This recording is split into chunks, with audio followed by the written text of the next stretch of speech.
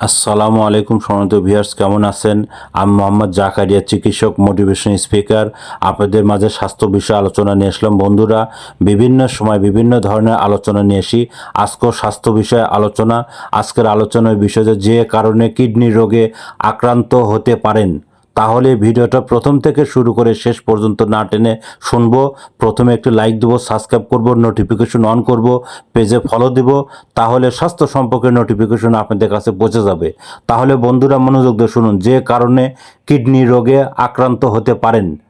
বন্ধুরা, প্রস্রাব আটকে রাখা, পর্যাপ্ত পানি পান না করা, ডায়াবেটিস থাকা এবং উচ্চ রক্তচাপ থাকলে, অতিরিক্ত কায়িক শ্রম, বেশি করে প্রোটিন খাওয়া, লবণ বেশি বেশি খাওয়া এবং কোমল পানীয় খাওয়া এবং ব্যথানাশক ওষুধ বেশি বেশি খাওয়া, ধূমপানে আসক্তি, ঘুম কম হওয়া। বন্ধুরা, এই ধরনের সমস্যা হলে কিন্তু আপনারা কিডনি রোগে আক্রান্ত হতে পারেন। আমাদের ইউটিউব চ্যানেলের মধ্যে ঢুকবেন, কিডনি 1 পার্ট, 2 পার্ট, 3 পার্ট, এই ধরনের আরও অনেক ধরনের ভিডিও পাবেন।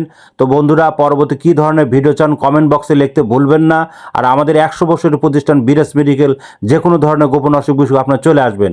এতক্ষণ মনোযোগ সহকারে দেখার জন্য সবাইকে থ্যাংক ইউ, সবাইকে ধন্যবাদ।